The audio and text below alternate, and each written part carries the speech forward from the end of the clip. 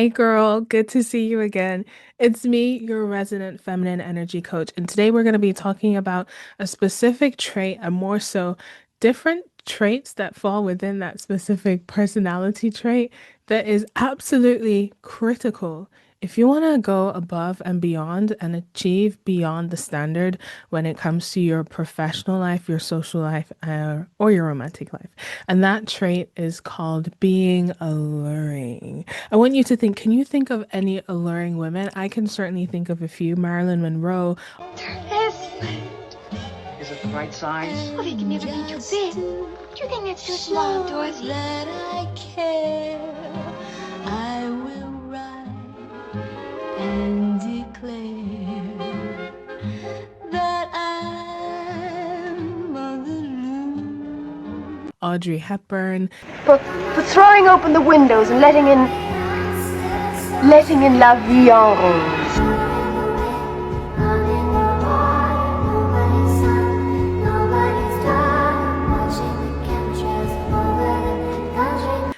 Jessica Pearson is also a very alluring woman. Okay, I have two words for you. Absolutely beautiful. You think you're the only one who can charm a client? Hey, sexy lady, I like your flow.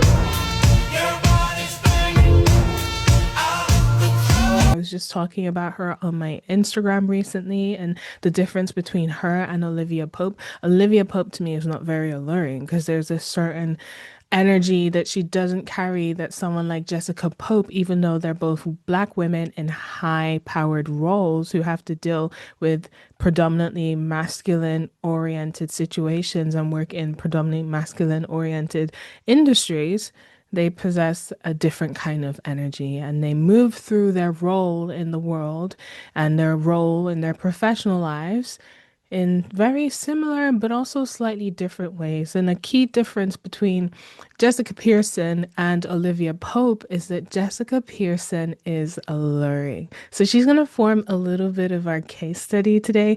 We're going to be talking about all different types of traits, and I've made it fun and easy to remember because I've split it up by spelling the word out loud. So each letter of the word alluring is going to be tied to a particular trait, and make sure you stay through to the end because I'm going to give you a bonus trait for each letter at the end. Are you ready? All right, let's jump into it. When I think of alluring, one of the first women who comes into my mind is Audrey Hepburn. If you've seen the film Sabrina or Roman Holiday actually is where she embodies this trait, I think, the most. There's something a little bit naive about her that's a little bit alluring at the same time, and a trait that you can associate with that, like innocent naivete or that rose looking at the world through rose-tinted glasses perspective is called being angelic. So that's our first letter. A stands for angelic. The alluring woman knows how to be almost as if she's from another world. And being angelic is connected to your light feminine energy rather than your dark feminine energy, although we will go through some traits that are more connected to the darker feminine energy.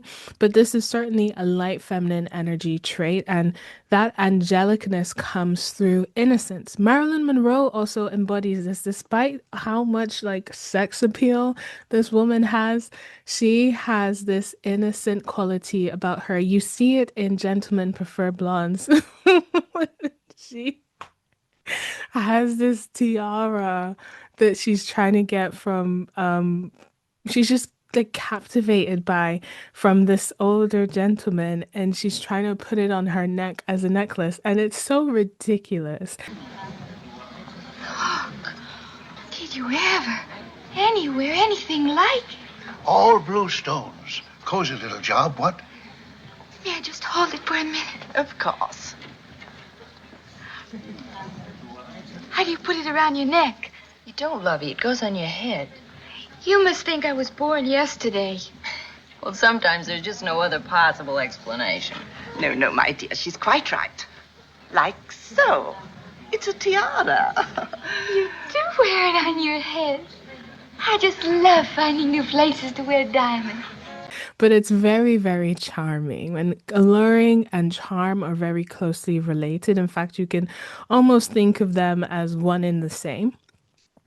You also see it in how she is with Mr. I think his name is Mr. Piggy or Mr. Bucks, something. Mr. Big. Is it? It's Mr. something. Basically, the main male character. And there's a scene where she's like every time, like men, they just keep falling helplessly in love with me. And like she's basically explaining that she doesn't understand why it keeps happening. And the guy is looking at her like, uh-huh, yeah, like I'm not sure which film it's in. I'll try and find a little clip. Have a potato chip. Drastic? In what sense can it possibly get drastic? You may not believe this, but people keep falling desperately in love with me. Oh, I believe it. And suddenly, they get this strange idea in their heads. I believe that too. Yes, they start asking me to marry them all the time. I don't know why they do it. I think maybe it's a kind of nervousness. Maybe. Mm-hmm. All I know is I don't want to get married. Not yet, anyway. But there's something very innocent and angelic about it.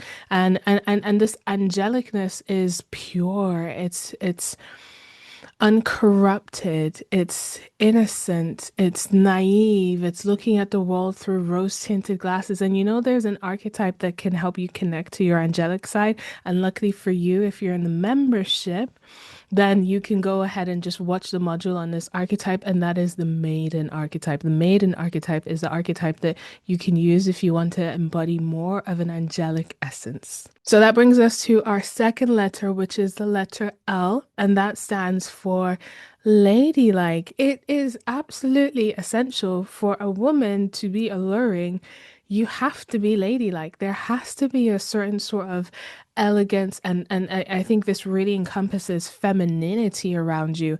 You don't really think of alluring and think of a masculine, tough, rough, like dominant, domineering woman, do you? You think alluring and you think soft, you think sweet, you think of dresses and fragrances and all of the things, like all the traits that we're going to talk about today as well are all feminine energy traits. You can have them in men, but they're still feminine energy traits.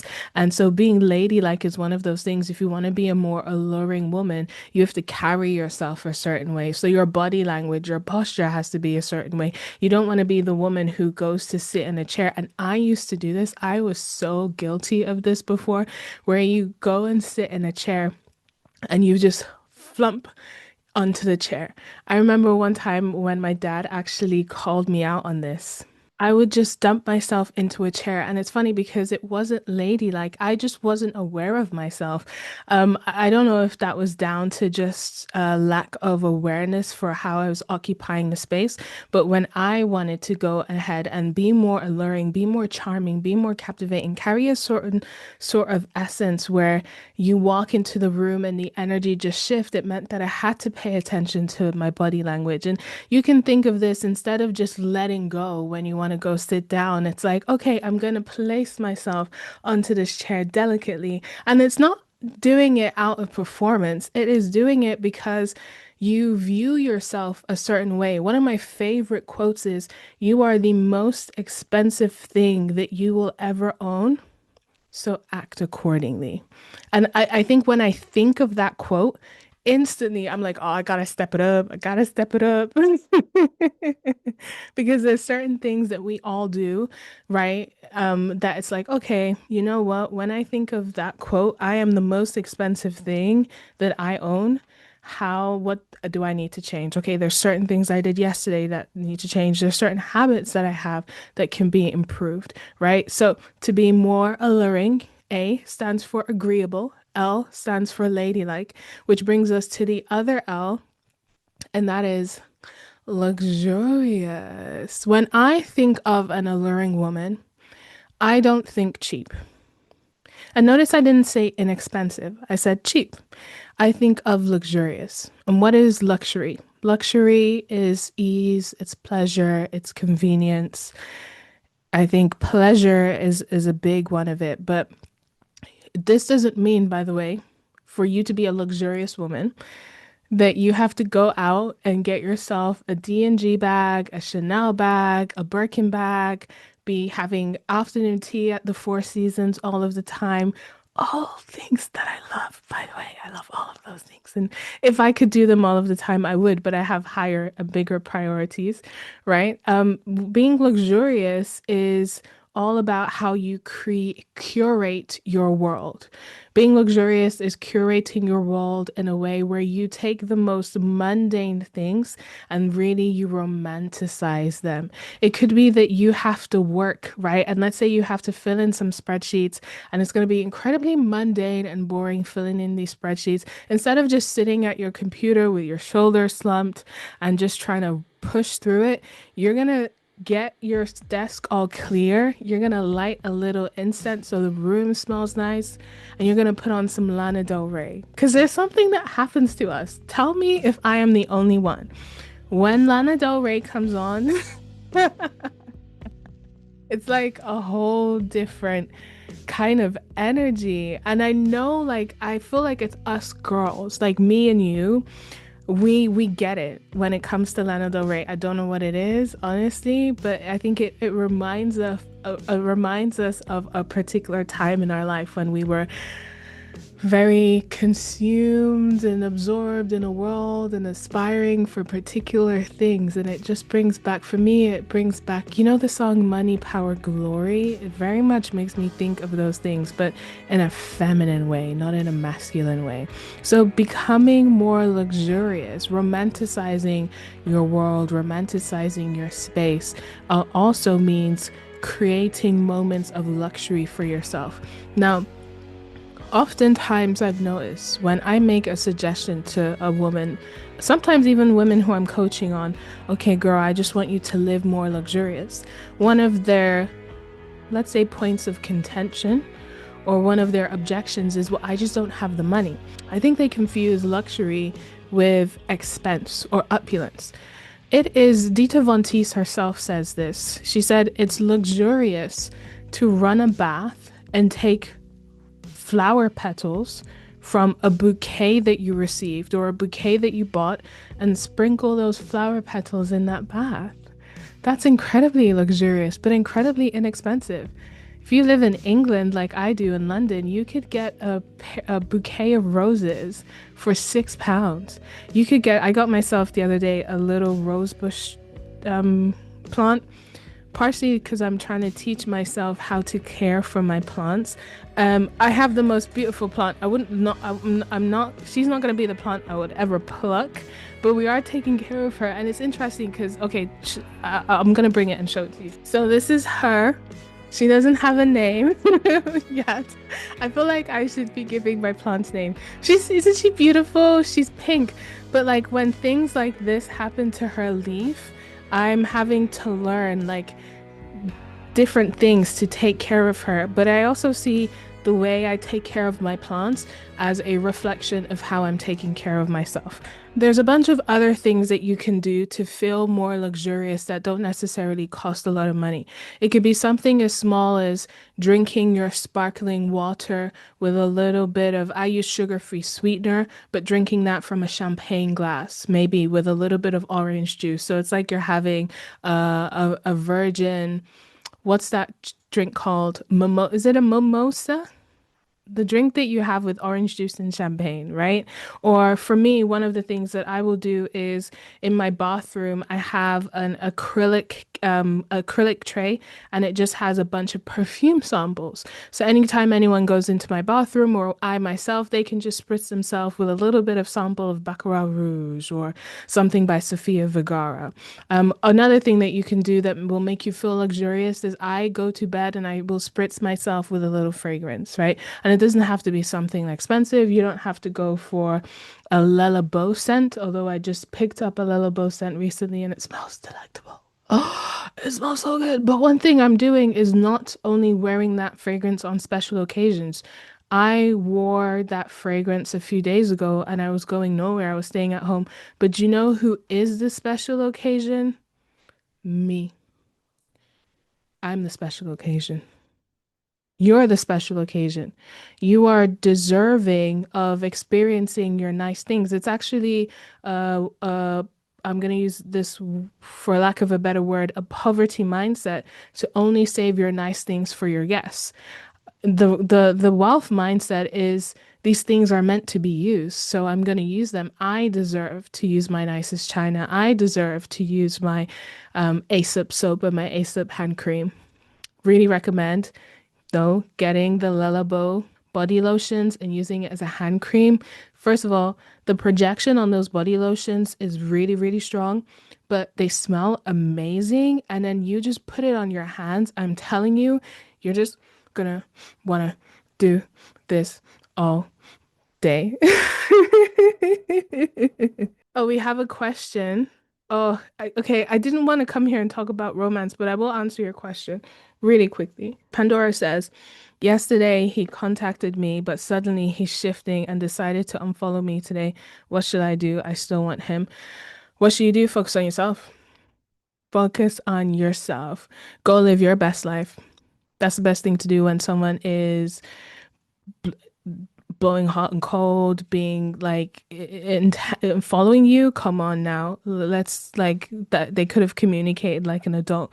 So what you can do is focus on yourself. Go take a cooking class. Go watch some videos on TikTok on how to plate your food. Take pictures of it, and don't take pictures of it to post it on your WhatsApp so that he can see it.